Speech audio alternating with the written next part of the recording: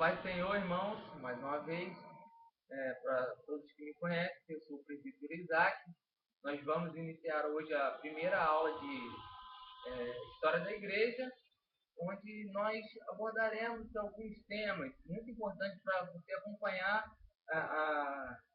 todo o processo, toda a história da Igreja que você faz parte até os dias de hoje. Então, a história de essa matéria, né, nós vamos ver que essa história da igreja ela tem sido desde sempre, tá?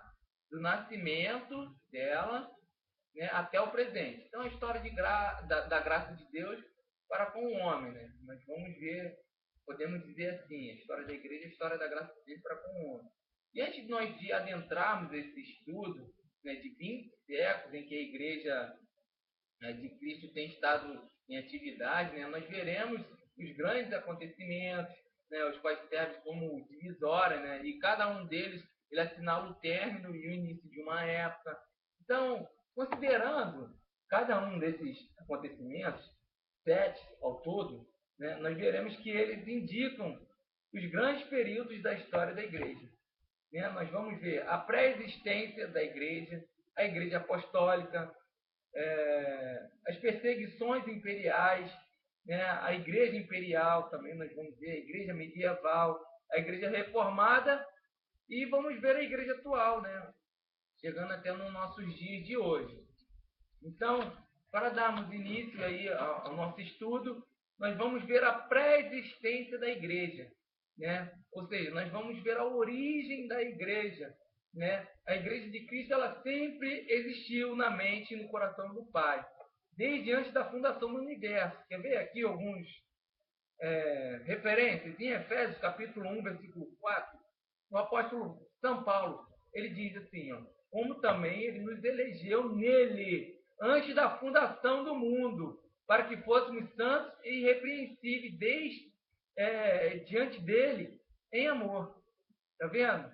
Outra referência, de 1 Pedro, capítulo 1, versículo 20, quando Pedro ele falava ali para a igreja em Jerusalém, o qual, na verdade, em outro tempo, foi conhecido, ainda antes da fundação do mundo, mas manifestado nesses últimos dias por amor de vós. Então, nós concluímos o quê? Que o plano de salvação estava traçado por Deus desde o eterno passado, né? Desde antigamente. Então, o sacrifício ele fora feito antes da fundação do universo, isto é, antes mesmo de ser efetuado no Calvário. Né? O Cordeiro já era conhecido pelo Pai. Né? Deus, sabedor de todas as coisas, onisciente, né? E a onisciência consiste em saber todas as coisas, desde o passado como no futuro. Então, Cristo, Deus ele foi traçando os seus planos para que o sacrifício ele fosse efetuado em momento oportuno. Então, em uma ordem lógica, nós podemos admitir o quê? Que Deus ele fundou a igreja, Jesus Cristo formou a igreja e o Espírito Santo ele confirmou a igreja. Então, assim, o projeto no coração de Deus e a formação do ministério do Cordeiro de Cristo, né, isso é a confirmação. No dia do Pentecostes aconteceu, né, e pelo poderoso derramamento do Espírito Santo. Então, nós vemos que o quê? Que esse projeto no coração de Deus, né, que foi a formação pelo ministério de Cristo, que foi confirmado pelo Pentecostes, né, pelo derramamento do Espírito Santo nesse dia. Né, todos melindrosamente estudados, né, e concluídos nas festas anuais dos judeus, né, para que as coisas ficassem mais fáceis, para que as pessoas tivessem uma divulgação maior entre as pessoas, né, porque todo o povo ele se reunia, se voltava para essas festas. E Deus ele aproveitou, né, essa fidelidade do seu povo para, né, abençoar o início da igreja nessas festas. Então, nós vamos ver agora a fundação da igreja. E para isso nós vamos utilizar uma referência de Efésios capítulo 3, versículo 9, que diz assim, ó, e demonstrar a todos qual seja a dispensação do mistério, tá, que desde séculos esteve oculto em Deus, que tudo criou por meio de Jesus Cristo. Então nós vamos o quê? Que a igreja que antes era um mistério oculto em Deus, era pura revelada em Cristo, né? Tornando-se o segredo de Deus conhecido aos homens. Então, a expressão oculto em Deus indica que a igreja ela esteve sempre na mente de Deus, tá? E vindo a ser conhecida, tá? Por meio do ministério terreno de Jesus Cristo e o Espírito Santo, né? Como nós sabemos bem hoje. Então, a igreja de Deus ela começou a formar e a se revelar no tempo quando João Batista disse: Eis o Cordeiro de Deus, né? Lá em João capítulo 1, versículo 36. Nessa profecia, João ele já inicia a igreja e vê que o nascimento da igreja estava próximo, né? E tira o pecado do mundo, o Cordeiro de Deus que tira o pecado do mundo. Nós vemos aí o nascimento da igreja, então a igreja de Cristo ela se iniciou, né? Iniciou a sua história com um movimento no âmbito mundial no dia do Pentecostes, né? 50 dias após a ressurreição, 10 dias depois da ascensão do Senhor Jesus Cristo. E o simbolismo desse batismo de João Batista e depois do batismo com o Espírito Santo, ou seja, a igreja foi batizada, né, nas águas, depois batizada no Espírito Santo, né? Bem semelhante hoje ao que nós fazemos, né? Quando uma criança, literalmente, ela nasce, ela sai das águas, né? Ela fica ali na placenta, né? É uma extensão do útero, né? Dentro do líquido amniótico ali que protege, né? Que guarda ela, que aquece, né? E ela se alimenta pelo cordão umbilical. Quando ela sai de dentro das águas. Por isso o batismo por imersão, não por aspersão. O batismo por aspersão, você não sai de dentro das águas, né? E para nós sermos batizados, é necessário que nós confessemos os nossos pecados, e nos arrependamos deles e decidamos seguir a Cristo fielmente até os últimos dias da nossa vida. O que não acontece com uma criança. Então, o batismo de uma criança é inválido diante de Deus, porque a criança é inocente. A própria palavra de Deus diz que para nós termos como uma criança, porque a criança é inocente, para que nós possamos alcançar o reino dos céus. Que a mente humana, a mente voltada para o pecado, a mente humana, né, ela é voltada para o pecado. Então você tem que fazer uma força para você se arrepender dos seus pecados, né, e lutar contra a carne, né, contra as vontades do seu corpo, da mente, que vai te fazer para você ter vontade de pecar, né. Exemplos de pecados, né, os homens fornicarem, adulterarem, se meterem em vícios, ciclos viciosos como drogas, né, jogos, e a pessoa que busca a Deus, ela tem que se abster disso tudo. Ela não pode ser viciada, não quer dizer que isso seja proibido, tá? Em relação aos vícios e aos jogos. Claro que o adultério, a fornicação é extremamente proibido, mas aos jogos, você não seja uma pessoa viciada, que aquilo não esteja em primeiro lugar na sua decisão diante de Deus. Deus sempre esteja em primeiro lugar, né? Porque todo o exagero ele é mal visto, né? Por Deus. Deus ele nos manda ser moderado. Então, você pratica algum tipo de esporte ou joga algum tipo de jogo, né? Que em primeiro lugar esteja Deus, que a trapaça, que a má intenção, né? Nunca influencie no seu jogo, né? Que ele não faça parte, que o seu jogo seja sempre limpo, né? Que seja sempre honesto. E aí nós voltamos para o batismo. O homem ele sai de dentro das águas, né? Quando ele se arrepende dos seus pecados, que ele confessa, que ele, né, faz aquela aliança com Deus, ele sai de dentro da água. Semelhante, né? Também, por isso que a gente chama de novo nascimento, né? O homem que nasce de novo. Isso foi muito bem explicado por Cristo a Nicodemo, né? Que Nicodemo não tinha entendido isso muito bem.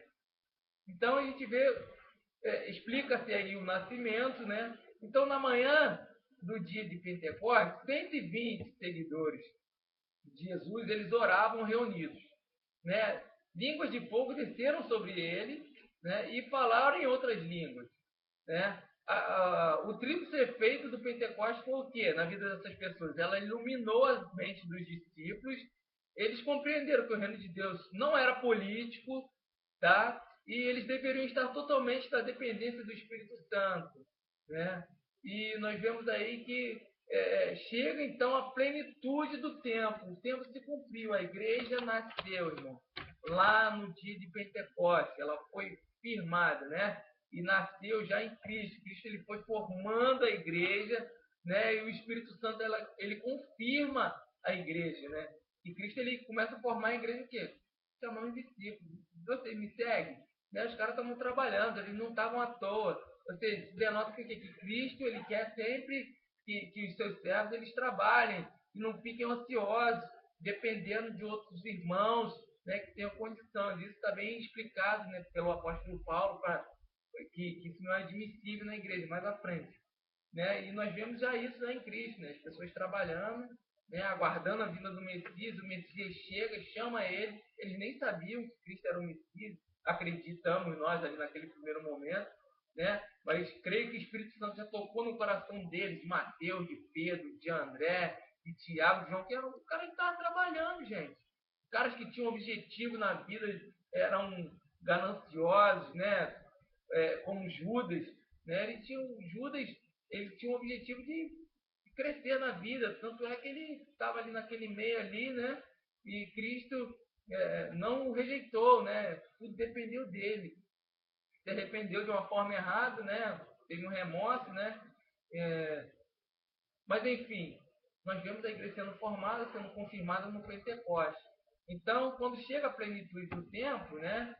Nós vamos ver um exemplo em Gálatas capítulo 4, versículo 9, uma referência, mas vindo a plenitude dos tempos, Deus enviou seu filho, nascido de mulher, nascido sob a lei. Então a Palestina, onde o cristianismo deu seus primeiros passos, ocupava uma posição geográfica privilegiada, pois ela ocupava uma área onde era a encruzilhada dos grandes rotas comerciais que uniam o Egito, a Mesopotâmia, né, a Arábia, a Ásia Menor. Então, por isso nós vemos na história, descrita lá do Velho Testamento, esta área tão cobiçada sendo invadida por vários impérios. Então, a língua predominante na época era quem? Era o grego, né? Alexandre o Grande, né? Foi um imperador que ele contribuiu muito para o crescimento do evangelho, para o evangelho se espalhar, porque ele helenizou o mundo ali naquela época, aquele mundo ali. Né? Porque todo mundo foi obrigado a aprender grego, né? Por ordem do imperador. Então, quando chegou o evangelho, é mais fácil você aprender uma coisa em uma língua só do que em várias línguas. Né? Então, fazendo uma língua universal, né? Apesar do império dominante ser o Império Romano, que Alexandre o Grande já tinha perdido, né, seu império, né, que unia em um só governo boa parte do mundo conhecido. Tá? Então, era um governo pacífico, tranquilo e próspero. Suas cidades elas estavam em progresso, né? E vigiar não era tão difícil, pois muitas estradas elas foram destruídas, né? Foram construídas. Tá? Então, apesar de haver muitas religiões e filosofias e tudo mais, a política dos romanos, em geral, era o quê? Era no tocante à tolerância religiosa, aos costumes dos povos conquistados, eles não ligavam muito. Então, o mundo estava vazio espiritualmente. Né? Então, assim, o mundo estava pronto para a recepção de uma nova religião que os preenchesse. Então, a plenitude dos tempos está relacionada a isso. Não quer dizer que o mundo estivesse pronto para se tornar cristão, mas quer dizer que os desígnios de Deus havia chegado, havia chegado o momento de enviar seu filho ao mundo. Né? E aí, para começar essa história diferente na vida do mundo, né? Em todo o mundo. E nós vemos aí a igreja apostólica, a igreja formada pelos apóstolos, desde a ascensão de Cristo, no ano 30, né? Ano 33, né? Que a gente pressupõe aí que tenha sido, até o final do século 100, esse período aí, a igreja apostólica. Então nós vamos ver o crescimento da igreja. Como a igreja cresceu, a igreja apostólica cresceu. Em Atos, lá no capítulo 5, versículo 14, Diz assim, ó, e a multidão dos que criam no Senhor, tanto homens como mulheres, né, crescia cada vez mais. Depois, no capítulo 6, versículo 7, diz assim: crescia a palavra de Deus, e em Jerusalém se multiplicava muito o número dos discípulos, e grande parte dos sacerdotes obedeciam à fé. Está vendo? Ou seja, até os sacerdotes estavam entrando ali na dança ali, né, da igreja, né? Estavam se convertendo porque a nova religião realmente dava gosto de se fazer parte. Então, a arma usada pela igreja era o quê, irmão? Através da qual a igreja crescia demasiadamente. Era o testemunho dos seus membros. Como até hoje continua assim. Tá? Então, quanto aumentava o número de membros, aumentava o número de testemunhos. Por cada membro era um mensageiro de Cristo. Tá bom? E eles perseveravam na doutrina dos apóstolos. Tá? E eles perseveravam na comunhão, no partir do pão, eles perseveravam na oração, eles possuíam temor, tá? Muitos sinais e maravilhas se faziam no meio deles, e tinha muita alegria, né? Com a bênção dessa acontecendo no mundo, né? Na religião, era fácil as pessoas se inclinarem a ela. Né? Nós vemos em Atos, fazer referência, capítulo 2, versículo 41 ou 47, você vai poder presenciar isso. Então, a igreja pentecostal era uma igreja poderosa na fé, né? E no testemunho, pura em seu caráter e abundante no amor. Então, entretanto, seu defeito era a falta de zelo missionário. Não tinha expansão missionária, né, a igreja. Ela estava crescendo, se concentrando num lugar só. Então foi necessário o quê? O surgimento de uma severa perseguição para que se decidisse ir às outras regiões, né? Quando a gente tem um pensamento missionário na igreja, né, geralmente as perseguições a ela são menores. Né? Isso que a gente conclui. Enquanto na igreja só cresce e vai inchando, as pessoas começam a criticar. Por quê? O objetivo sempre foi o ideal missionário, né? O evangelho chegar a toda parte da terra para que viesse o fim. Quando não acontecer isso, o fim nunca virá, né? Então nós temos que pregar missionariamente para que venha logo o fim, né, dos acontecimentos. O fim que a gente diz é a volta de Jesus Cristo para nos buscar e a gente suba com ele. Então, a expansão da igreja, né? Com isso, por essas perseguições, a igreja se expandiu. Logo, se expandindo, vai encontrar outros mundos, outras pessoas que ainda não conheceram o Evangelho. Então, a igreja estava crescendo ali num só lugar, concentrado, ela vai se expandir, ela vai crescer, ela vai alcançar novos ares, novas regiões. Em Atos, no capítulo 8, versículo 4, diz assim, ó, mas os que andavam dispersos iam por toda parte anunciando a palavra, ou seja, andavam dispersos por causa da perseguição. Tá? Então, na perseguição iniciada com a morte de Estevão, a igreja em Jerusalém ela se dispersou por toda a terra. E alguns chegaram até Damasco, e outros iam até Antioquia, né? Pelo qual motivo sobreveio, então, essas perseguições. Por quê? Né? Marcos capítulo 16, versículo 15, diz assim, ó, Jesus disse, e disse-lhes, ide por todo mundo, pregar o evangelho a toda criatura. Por isso que aconteceu as perseguições, tá? Porque o pessoal não estava fazendo isso. Estava só indo pelas regiões ali, pelas províncias.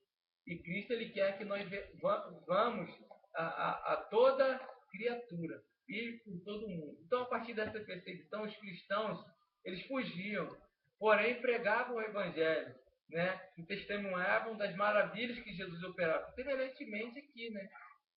Vamos dizer que o pentecostalismo, a história do pentecostalismo brasileiro foi semelhante. Por quê? A perseguição da fome em relação às famílias nordestinas e do norte, que foi o local onde Daniel Berg e Gunavir, eles pregaram primeiramente o evangelho aqui no Brasil, eles desceram, migraram para a capital do país, né, que então era Rio de Janeiro, aqui o polo industrial era Rio de Janeiro e São Paulo, eles traziam o evangelho com eles, e assim a Assembleia de Deus se expandiu. Né? Nós vemos histórias semelhantes na Bíblia. Né?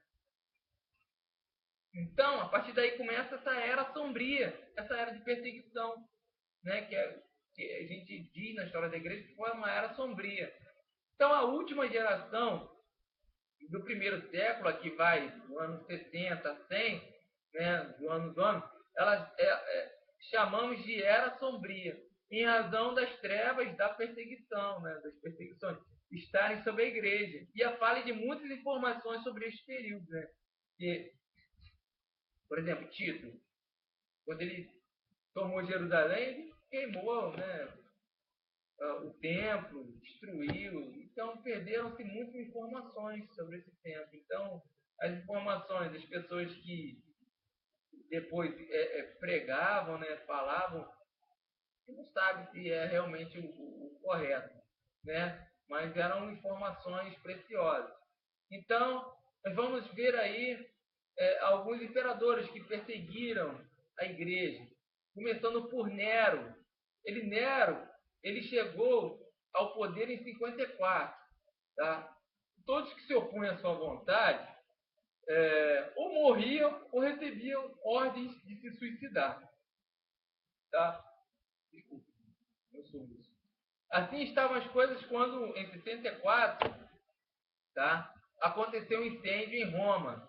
Então, disse que foi Nero quem ateou fogo à cidade. Contudo, a acusação ainda é discutível. Entretanto, a opinião pública responsabilizou Nero por esse crime.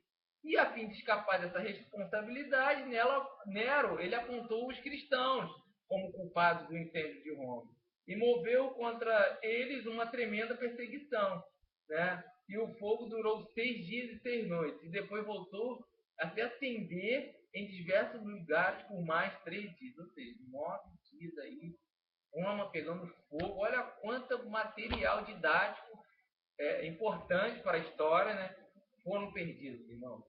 Uma cidade pegando fogo. Então, a gente vê que realmente aí nós não podemos aí firmar de pé juntos, né, sobre a historicidade dos livros que nós temos hoje, os livros antigos, né, que falam sobre história. Então, milhares de cristãos eles foram torturados e mortos. Muitos serviam de iluminação para a cidade, né, amarrados em postes e ateado fogo. Muitos foram vestidos com peles de animais jogados para os cães, né, para os leões. E nessa época morreram muitos cristãos, como Pedro, né, que ele foi crucificado em 67 de cabeça para baixo, porque ele falou que não era digno de ser crucificado como o seu Senhor. Então, um dos pedidos que o morto, o cara condenado tinha direito a fazer foi esse. O pedido dele foi esse. Ele viu que não tinha salvação mesmo, não tinha jeito. Paulo, ele foi decapitado em 68, né? Tiago, ele foi apedrejado depois de ser jogado do alto do templo, né? E além de matá-los, pelo serviço de diversão para o público, né? Porque isso era uma atração para o público, né? Matar a pessoa torturadamente, né? E o pessoal gostava muito disso, daquela época, do Coliseu, né? Dessas maldades. E assim a gente fecha aí essa parte da Era Sombria, essa perseguição a princípio por Nero. Agora nós vamos ver a perseguição de Domiciano, tá? Que também foi um imperador, que no ano de 81 ele sucedeu ao imperador Tito, que ele tinha invadido e destruído Jerusalém no ano 70.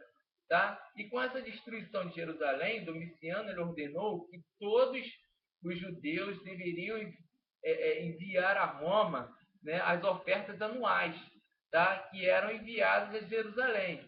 E estes, por sua vez, eles não obedeceram, o que desencadeou na segunda perseguição, não somente aos judeus, tá? Mas também aos cristãos. Né? E aí já vê um pagando a culpa pelo outro. Então, durante esses dias, milhares de cristãos eles foram mortos, irmãos, especialmente em Roma, tá? Em toda a Itália também. Tá? Não foi somente em Roma, não. Foi especialmente em Roma. E nessa época, o apóstolo João, que vivia em Éfeso, ele foi preso e exilado na ilha de Pátmos. e foi quando aí ele recebeu a revelação do Apocalipse, né? E aí a gente utilizou esses para enfatizar essa era sombria de Nero, Domiciano e Tito, para enfatizar essa era sombria. Então agora nós vamos ver as perseguições imperiais. Vou começar a falar sobre as perseguições imperiais na época do Império, tá? Ou seja, a gente vai dar continuidade a falar, né, sobre essa era sombria. Então esse período ele vai da morte do apóstolo João em 100, né? Ou seja, estamos dando continuidade, né? E até o edito de Constantino, né, que aconteceu no ano 313, né? E nós vamos ver o que aí? Que o fato de maior destaque na história da igreja, nesse período, foi, sem dúvida, as perseguições realizadas pelos imperadores romanos. Eles dominavam o mundo naquela época. E essas perseguições durante até o ano 313, quando Constantino, né, que foi o primeiro imperador romano cristão, né, ele fez cessar todos os propósitos de destruir a igreja. Tá? Então, há de se ressaltar que, durante esse período, houve épocas em que as perseguições elas foram mais amenas. Tá? No início do segundo século, os cristãos eles já estavam radicados em todas as nações, e em quase todas as nações. Tá? E alguns creem que se estendia até a Espanha, ali, a Inglaterra, o número de membros da comunidade cristã. Né? Ele subia absurdamente, né? De milhões e milhões. E essa famosa carta de Plínio, tá? Governador de Bitínia, o que hoje é a Turquia, o imperador Trajano também declara que os templos dos deuses estavam quase abandonados, né? Enquanto os cristãos em toda parte eles formavam a multidão e pertenciam a todas as classes, desde os nobres até os escravos. Então, para você ter uma ideia aí que Plínio, né, Trajano, eles se comunicaram aí sobre essa questão, porque eles viviam politeísmo. E o templo dos deuses deles estava ficando vazio, era Cristo tomando o mundo. Cristo fazendo com que o evangelho se espalhasse, né? Fundando realmente a igreja, confirmando. Então, nós vamos ver os motivos das perseguições nessas eras imperiais aí. Né? O paganismo, em suas práticas, aceitavam as novas formas e objetos de adoração que iam surgindo, enquanto o cristianismo ele rejeitava qualquer forma de objeto de adoração. Então, isso foi um motivo de perseguição, né? Porque o pessoal queria vir com suas mazelas dos outros, dos seus ídolos, das outras religiões. E os cristãos não aceitavam isso. A adoração aos ídolos estava também entrelaçada em todos os aspectos da vida das pessoas. As imagens eram encontradas em todos os lares e até em cerimônias civis, né, para serem adoradas. E os cristãos, por sua vez, é claro, não participavam dessas formas de adoração. E por essa razão, o povo considerava os cristãos como antissociais e ateus, né, porque não criam nos deuses deles. Né? A adoração ao imperador era considerada uma prova de lealdade, tá vendo? E havia estátuas dos imperadores reinantes nos lugares mais visíveis para o povo adorar. E os cristãos se reservavam a prestar tal adoração somente a Deus, ou se reservavam simplesmente de prestar essa tal adoração a essas imagens. Tá? E as reuniões secretas dos cristãos despertaram suspeitas nas pessoas, né, de praticarem atos imorais e criminosos durante a celebração da Santa Ceia. Era vetada a entrada de estranhos, tá vendo? Antigamente na Santa Ceia não era qualquer um que entrava, hoje isso já se mudou.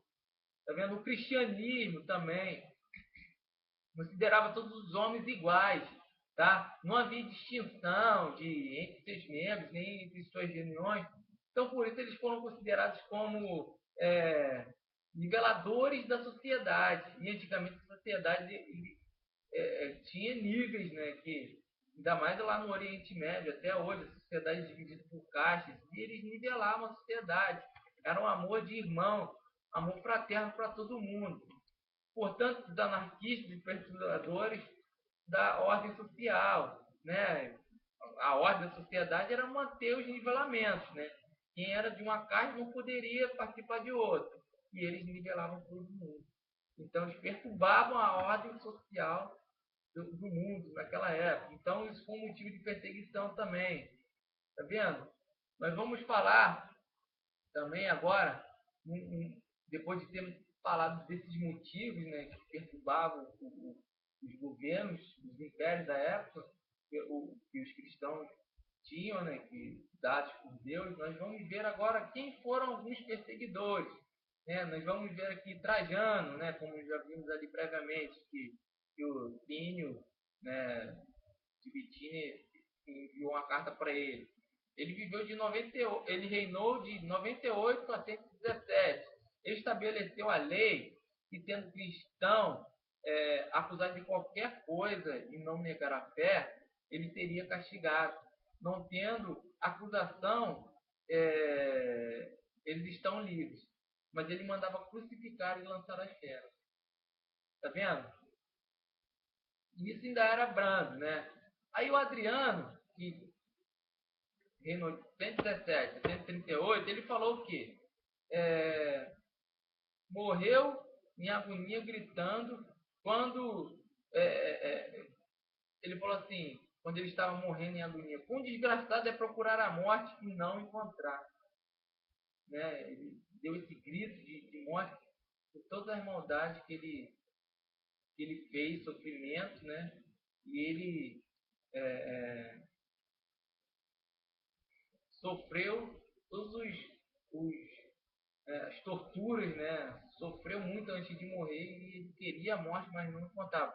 Semelhantemente, o que vai acontecer lá no inferno. Quantas pessoas desejarão a morte, né, no lugar de sofrimento e não a encontrarão. A morte ficará do lado deles ali, ó, acabei meu serviço, eu não posso levar vocês mais para lugar nenhum. Tinha que trazer vocês para cá. É como se fosse assim, irmão. Né? Isso que diz a palavra de Deus. Tá? O imperador Marco Aurélio, que reinou de 161 a 180, ele mandava decapitar e lançar as feras. Apesar de possuir boas qualidades, né, como homem e governante justo, contudo, ele foi acérrimo perseguidor dos cristãos. Né? Ele opunha-se aos cristãos por considerá-los inovadores.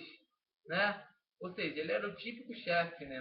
Não gosta de que ninguém inove no império dele, só ele que pode inovar. Então, milhares eles foram decapitados e devorados pelas feras na arena, né? No Coliseu.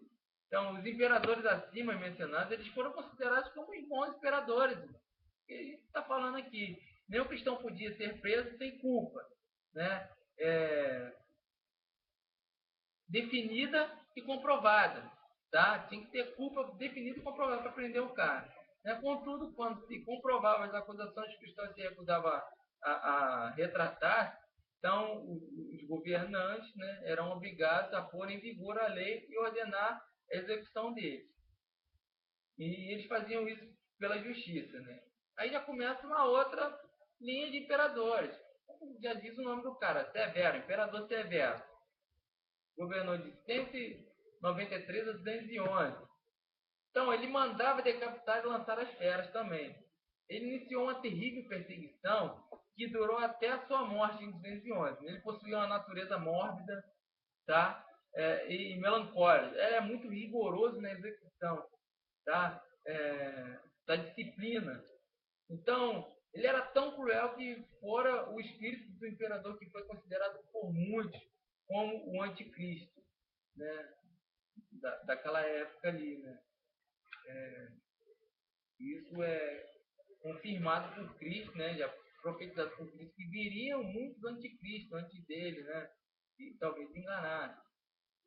E viriam muitos cristos também, né? O espírito do anticristo já está reinando entre ali as nações, entre o povo. Então a gente vê que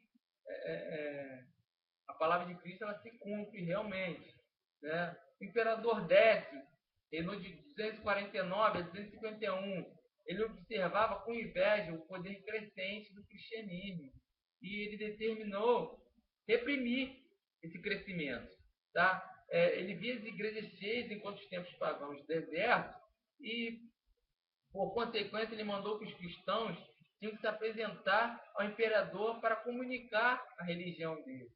Então, quem renunciava recebia um certificado, que não renunciava era também considerado criminoso e conduzido à prisão e sujeitos às mais horrorosas torturas. Ou seja, renunciou, vou te dar um certificado, você apresenta aos inquisitores, quando você for pego na rua. Então, se você for pego de novo para trazer aqui. Agora, se você não renunciar, você vai ser morto. Então, era isso que o imperador Décio fazia. Era uma marca do império dele. Também teve o Diocleciano, que ele reinou de 305 a 310, ou seja, 5 anos só, né? Mas olha o que ele fez. A última e mais sistemática e a mais terrível de todas as perseguições deu-se neste governo, em que uma série de edictos determinou que todos os exemplares da Bíblia eles seriam queimados, todos os templos destruídos e todo o império durante meio século eles fossem destruídos. E todos os pertencentes, tá, às ordens cléricas fossem presos, tá, e ninguém seria solto sem negar o cristianismo. Tá? E a pena, né, deixa eu ajeitar aqui a mochila, a pena de morte para quem não adorasse aos deuses lá do governo era o quê? Os cristãos serem presos dentro dos templos e depois se ateava fogo dentro do templo.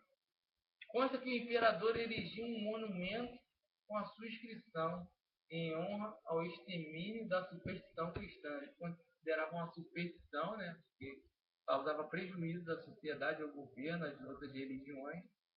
E ele queimava o templo vazio, não queimava com as pessoas dentro. Então, quem foram os principais mártires dessa época? Os principais mártires foi Inácio, né, que foi um provável discípulo de João, bispo de Antioquia. Ele foi condenado no ano de 107, né, por não adorar outros deuses. Ele foi morto como mártir, lançado às feras, né, no anfiteatro romano, no ano 108 ou 110, enquanto o povo festejava isso, tá? E ele estava disposto a ser martirizado, pois durante a viagem para Roma, né, ele escreveu cartas às igrejas manifestando o desejo de não perder a honra de morrer por seu Senhor, né? Então essa é uma aula muito importante, até mesmo para você que está aí assistindo, que é cristão, indicar para um amigo seu. Você vê que quantas coisas ruins que as pessoas que não temem a Deus já fizeram aos cristãos. E fazem até hoje, né? Mas só que menos. Né? Então, esses sim são os verdadeiros exemplos a seguir. Não esses homens roubadores que existem por aí. Nós não devemos basear a nossa fé, né, nessas pessoas, mas sim num bom exemplo. Isso é regra não só de fé, mas para regra da nossa vida. Né? Então, Policarpo, ele também foi um bispo, e ele foi bispo de Esmirna, na Ásia Menor. Ele morreu no ano 155, ao ser levado perante o governador, em estado para abandonar a fé e negar o nome de Jesus. E assim ele respondeu: 86 anos por servir, e somente bem recebido durante todo esse tempo. Como poderia eu agora, né, negar meu Salvador? Então, Policarpo foi queimado vivo por essa declaração. As pessoas queriam que ele negasse a Cristo, ele foi queimado vivo. Né? Ele não é perder essa oportunidade de morrer pelo Salvador, podendo retribuir todo o amor que Jesus deu a ele no momento justamente de morrer. Então, essa é a maior causa do Marte. Então, Justino Marte, o nome dele já diz, né? Era um dos homens mais competentes de seu tempo, um dos principais defensores da fé. Seus livros ainda existem e oferecem valiosas informações acerca da vida da igreja nos meados do segundo século. Tá? E seu martírio ele deu-se em Roma no ano 166. Tá? Então a gente vê aí que essas perseguições produziram alguns efeitos. As perseguições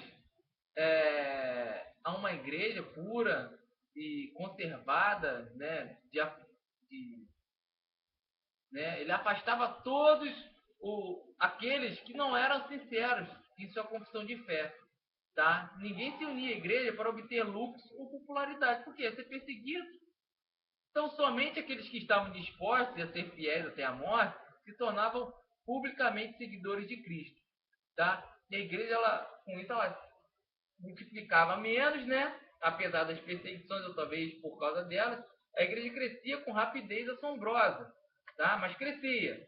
E ao findar desse período de perseguição, a igreja era suficientemente numerosa para constituir uma instituição mais poderosa do império, né? Tranquilamente.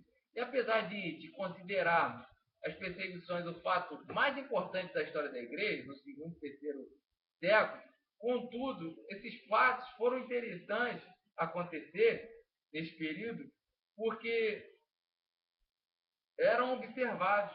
As pessoas eram observadas. A igreja ela crescia porque quem não era cristão devia achar, pô, isso é injustiça, cara. Vamos tomar a causa deles também. E por isso a igreja não parou de crescer, né? Só os corrompidos mesmo que não. Mas as pessoas de boa índole, elas se convertiam também.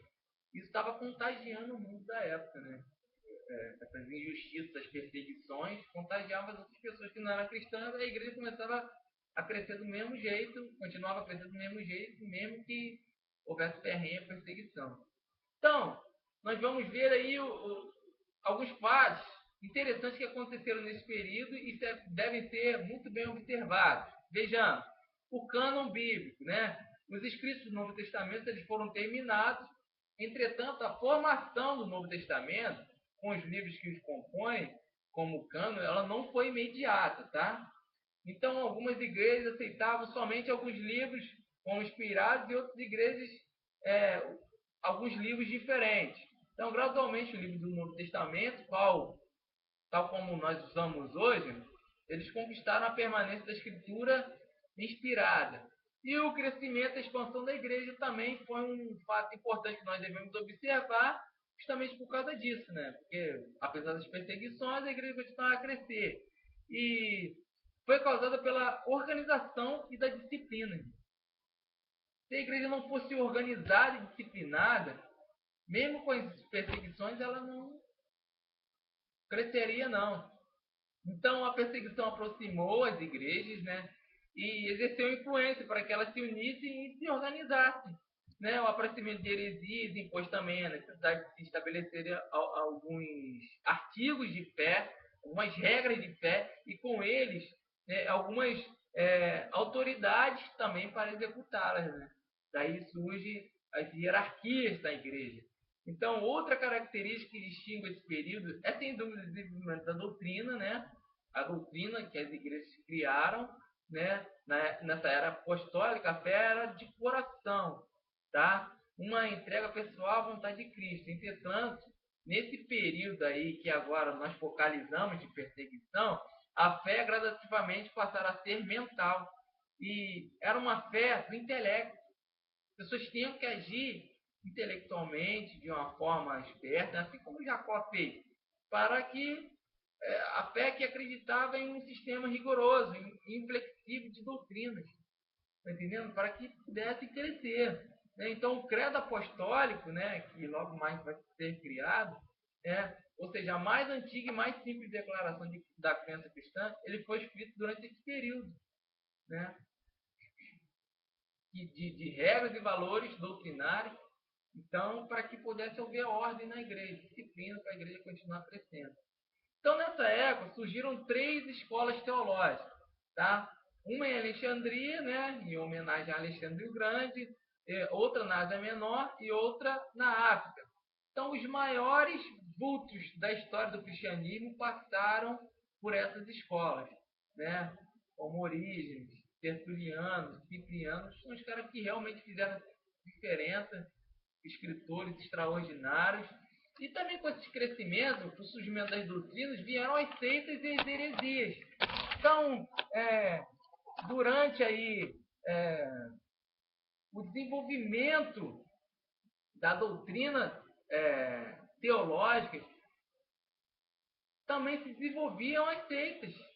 E as pessoas pegavam carona, né? Ou como lhe chamavam, das heresias da igreja cristã. Né? Porque as seitas que existem hoje, né? Como aí, vamos botar os testemunhos de Jeová, os Rosa Cruz, os mormons, os maçons, né? Surgiram de heresias da igreja cristã, né? Então, os cristãos, não só o evangelho de Allan Kardec, né? Os kardecistas, o próprio islamismo, né? Os cristãos não só lutam contra as perseguições, mas contra as heresias e as doutrinas corrompidas. Então, algumas seitas que se criaram aí, da época, né? Nós vamos citar 3. Então, aí, os gnósticos. Os gnósticos vêm de gnosis, da palavra grega, né? Gnose, que quer dizer sabedoria, conhecimento. Eles acreditavam que Deus Supremo é espírito absoluto e a causa de todo o bem, enquanto a matéria é completamente má, criada para ser inferior, que é Jeová. Né? Eles consideravam que Jeová era matéria. E o propósito é, então, escapar deste corpo que aprisiona o espírito, né, a fim de chegar à libertação. E é necessário que venha um mensageiro do reino espiritual, ou seja, Cristo. Portanto, não era matéria. Né? Eles acreditavam que Cristo ele possuía somente a natureza divina. E com isso eles formavam a seita deles, né? Com todas essas ideologias. Os ebionitas, do hebraico, significa pobre, né? Eles eram judeus cristãos que insistiam na observância da lei e dos costumes judaicos. Eles rejeitavam as cartas escritas por Paulo e eram considerados como apóstolos pelos judeus e não convertidos. Tá? Também tem os maniqueus, que eles eram de origem persa, e eles foram chamados por esse nome em razão do seu fundador ter o nome Mani. Eles acreditavam que o universo compõe-se do reino da luz e ambos lutam pelo domínio do homem, né? Do reino das luzes e das trevas. E esses dois reinos, das luzes e das trevas, eles lutam pelo domínio do homem. Eles rejeitavam Jesus, porém, eles criam em um Cristo celestial. Tá? Então, eles acreditavam no Cristo celestial, mas não acreditavam no Cristo terreno. Né? Se a gente for parar para pensar, os maniqueus são os mais coerentes aí, né? Mais, se a gente for buscar uma coerência, né? Mas é necessário que a gente creia no sacrifício de Cristo para a nossa salvação, ou seja, no Cristo terreno. Se não crer nisso, irmão, não adianta nós termos um bom homem, ser boas pessoas, que nós não veremos a Deus. Nós não confessarmos Jesus como nosso único eterno Salvador e Senhor. Assim, nós terminamos aí essa primeira aula, né, de história da igreja, né? Que o Senhor abençoe a vocês, irmãos, em nome de Jesus. Até a próxima aula, onde nós iniciaremos com a Igreja Imperial.